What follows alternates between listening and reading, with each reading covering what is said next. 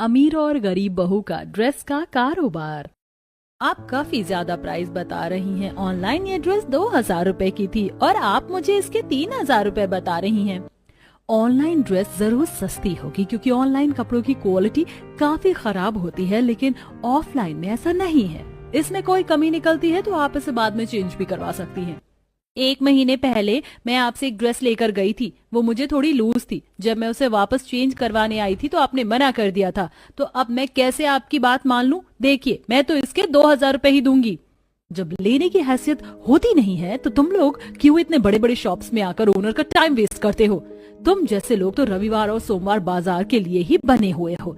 वहाँ चले जाओ। 300-400 वाले कपड़ों की हैसियत है तुम्हारी। पहले कस्टमर से बात करना सीखो। अगर इस तरह बिहेवियर रहा ना तुम्हारा तो टाइम नहीं लगेगा तुम्हारी दुकान पर ताला लगने में।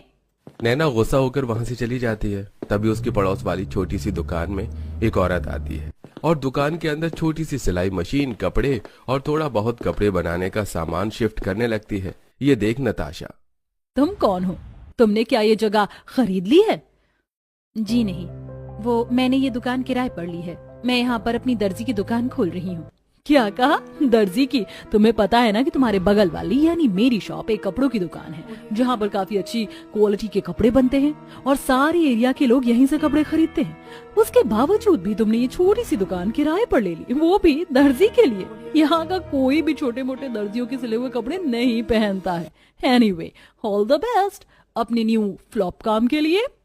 नताशा की ये एक काफी बड़ी कपड़ों की दुकान थी जिसमें वो महंगे महंगे कपड़े लाकर कुछ लोगों से उन्हें डिजाइन करवाती और उन्हें बेचती। तो वहीं उसकी बड़ी सी दुकान के बगल में सेजल की भी अब छोटी सी दर्जी की दुकान थी, जहां वो महंगे कपड़े तो नहीं लेकिन छोटे मोटे कपड़ों के कतरनों से अलग अलग ड्रेस बनाती थी। अरे पूर्णिमा जी, आप यहाँ बड़े दिनों बाद आई हैं। हाँ, वो मेरी बेटी का स्कूल फेयरवेल है ना, तो उसे एक नई ड्रेस दिलानी थी। बिल्कुल सही वक्त पर आई हैं। मैंने बाहर से कुछ नया कलेक्शन मंगवाया था और अभी हमारी शॉप पर बन रही है। मैं आपको दिखाती हूँ। नताशा पूर्णिमा और उसकी बेटी आयशा को अपनी दुकान की तरह तरह की ड्रेस दिखाती है, लेकिन आयशा को एक भी पसंद नहीं आती। मम्मी, आपने पूरा 1 घंटा वेस्ट कर दिया। मुझे इस शॉप पर कोई भी ड्रेस पसंद नहीं आई। मैंने तुम्हें इतनी अच्छी अच्छी ड्रेस दिखाई और तुम्हें एक भी ड्रेस पसंद नहीं आई। लगता है तुम्हारा टेस्ट खराब है। टेस्ट मेरा खराब नहीं है बल्कि आपके कपड़ों का खराब है। ये सारे डिजाइन काफी पुराने हैं, इसमें से कुछ भी लेटेस्ट नहीं है। मम्मी, आप चलिए, हम कहीं और से कपड़े ले लेंगे। आयशा अपनी माँ के साथ जैसे ही नताशा की दुकान से निकलती है कि तभी उसकी नजर सेजल की छोटी सी कपड़ों की दुकान पर जाती है। सेजल ने एक डमी पर कतरन से बनाई हुई काफी सुंदर 1 पीस ड्रेस पहना रखी थी, जिसे देख आयशा सेजल की शॉप पर आ जाती है। मम्मी, मुझे अपनी फेयरवेल पार्टी के लिए ऐसी ही ड्रेस चाहिए थी। कितने की है ये? सिर्फ 800 रुपए की है। इतनी बढ़िया ड्रेस सिर्फ 800 रुपए की? आप तो काफी सस्ते कपड़े बेच रही हैं। देखा मम्मी, उस बगल वाली शॉप पर जहाँ मुझे ले गई थी वहाँ एक भी अच्छी ड्रेस नहीं थी और वो कितने महंगे महंगे दाम बता रही थी। लेकिन यहाँ देखिए, छोटी सी दुकान है लेकिन कितनी अच्छी ड्रेस है, ऊपर से कितनी सस्ती भी है। आयशा पूर्णिमा सेजल की शॉप से ड्रेस 2 से 3 ले लेती है, जिसे देख नताशा। सही कहा है किसी ने, बंदर क्या जाने अदरक का स्वाद। इनकी औकात ही नहीं होगी मेरी महंगी ड्रेस लेने की, तभी तो इस मामूली दर्जी से कपड़े ले लिए हैं। नताशा मुंह बनाकर वापस अपनी शॉप पर चली जाती है और ऐसे ही 1-2 दिन और गुजर जाते हैं। तुम ठीक कपड़े नहीं लाकर दे रहे हो। मेरे कस्टमर को कोई भी ड्रेस पसंद ही नहीं आ रही है। लगता है अब किसी और से बात करनी पड़ेगी। नहीं नहीं मैडम जी, इस बार तो मैं और अच्छी क्वालिटी के कपड़े लेकर आया हूँ, लेकिन थोड़े महंगे हैं। नताशा अपनी सेल्स बढ़ाने के लिए दुकानदारों से महंगे दामों पर कपड़े खरीदने लगती है, तो वहीं सेजल मार्केट से जाकर सस्ते कपड़े या कपड़ों के बचे कतरनों से ही काफी अच्छी ड्रेस बनाती है, जो लोगों को भी काफी पसंद आती है, जिससे कुछ वक्त में अब सेजल की दुकान पर भी लोग आने लगते हैं। न जाने कहाँ रह गए हैं ये। आए तो फिर मैं दुकान खोलूं।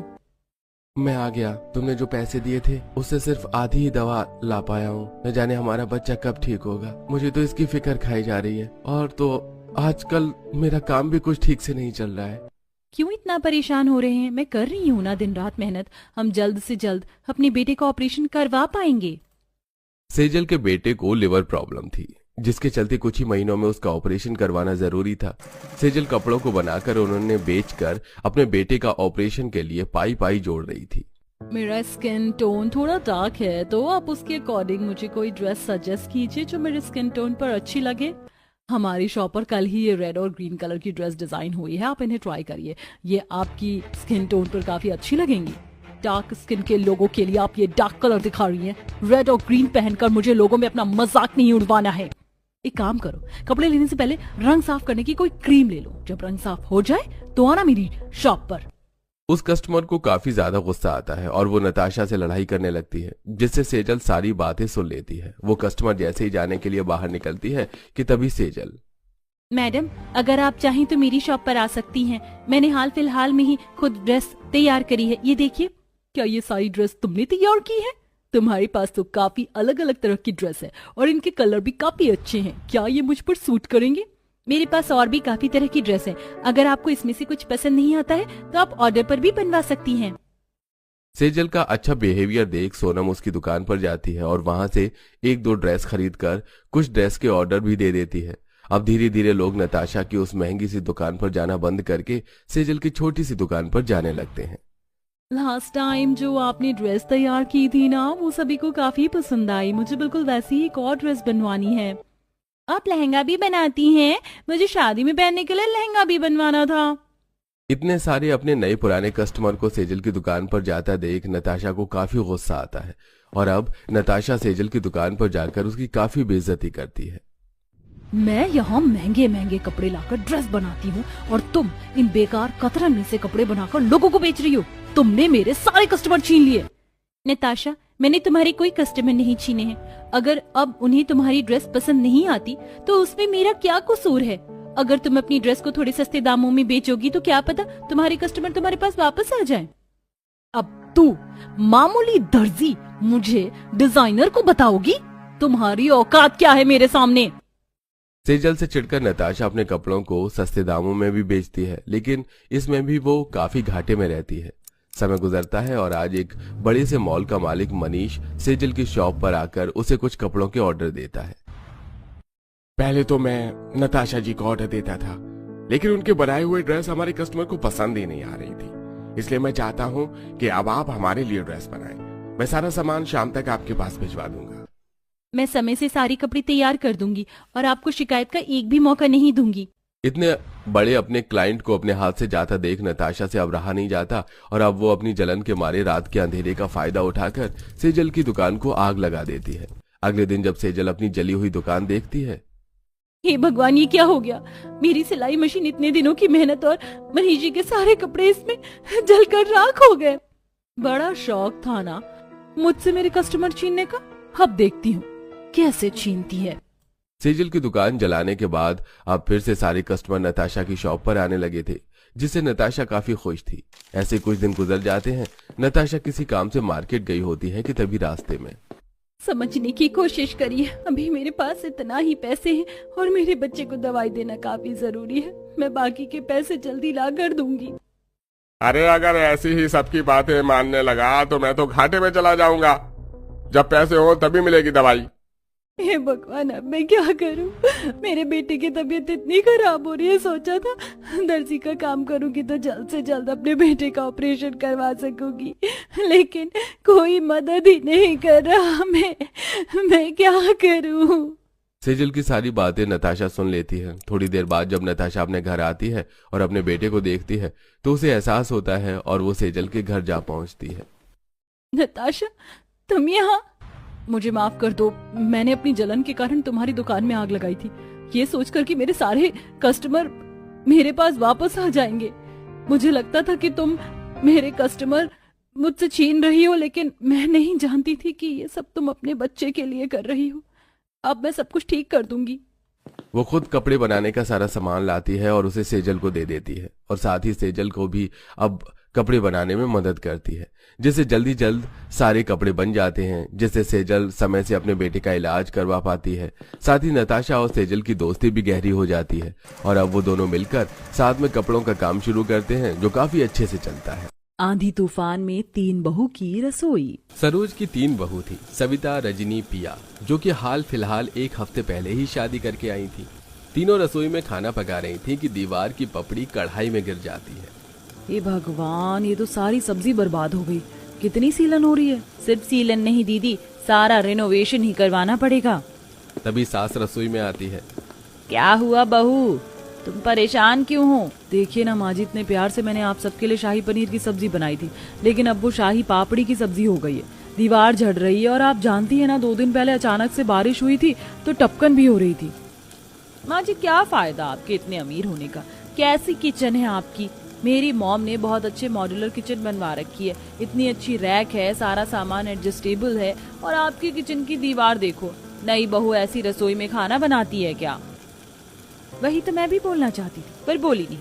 ऐसी किचन तो मुझे भी नहीं बर्दाश्त। माफ करना बहू, शादी के चक्कर में रसोई पर ध्यान ही नहीं गया और रसोई की रेनोवेशन रह गई, जबकि हमने पूरे घर में रेनोवेशन करवाई है। कोई बात नहीं, सारे स्टोर रूम में भी भरे हुए हैं सामान से।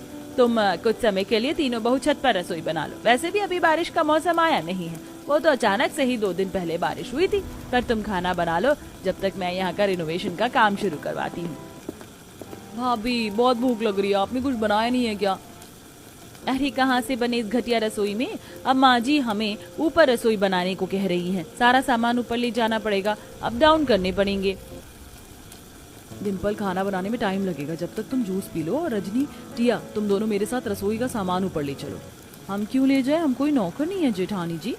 आप गरीब घर से आई हो तो ये सब काम आपको शोभा देता है, हमें नहीं। अरे ये मैंने इसलिए बोला था कि खाना जल्दी बन जाए। सब लोग बहुत भूखे हैं, खाना दोबारा से बनाना पड़ेगा। आटे में भी मिट्टी चली गई है, दोनों नौकर बाहर गए हैं। ओके, मैं उठा लेती हूँ। ये कहकर टिया बस मसाला दानी का डिब्बा छत पर ले जाती है। वहीं रजनी और सविता रसोई का बाकी का सामान लेकर छत पर जाते हैं और सविता वहां की अच्छे से धुलाई करके टेबल लगाकर चूल्हा सिलेंडर रख देती है। तभी थोड़ी थोड़ी तेज हवा चलने लगती है। ओ माय गॉड, कितनी तेज हवा आ रही है और अभी तो धूप भी है। कितना वियर्ड कॉम्बिनेशन है मौसम और हवा का। बात तो ठीक हो रही है, लेकिन खाना यहाँ भी खराब हो सकता है, इसीलिए टीन डालनी पड़ेगी। जल्दी करो, ये लगवा दो। तब तीनों बहुएं टीन और बैम्बू की मदद से रसोई खड़ी कर लेती हैं और खाना बनाना शुरू करती हैं। टिया सलाद काट दो और रजनी तुम पूरी बना दो, मैं छोले बना रही हूँ। सलाद काटना तो ठीक था पर टिया कर लेगी, लेकिन मुझे पूरी बनाना नहीं आता। आड़ी टेढ़ी पाकिस्तानी मैं आपका बना दूं तो आप बोलना मत। ठीक है, मैं छोले चावल बना रही हूँ, पूरी भी बना देती हूँ, तुम बस तल लेना। तब तीनों बहू मिलजुल कर काम करने लगती हैं। वहीं नीचे रसोई का रेनोवेशन चालू हो जाता है और छत पर सास ससुर आ जाते हैं। अरे बहू, तुम तीनों सकुशल खाना तो बना पा रही हो ना ऊपर की रसोई में? अच्छा तो नहीं लग रहा पापा जी। नई बहू छत पर टीन में खाना बना रही है, पर क्या करें, मजबूरी है। कुछ दिनों की बात है बहू, फिर सब कुछ ठीक हो जाएगा।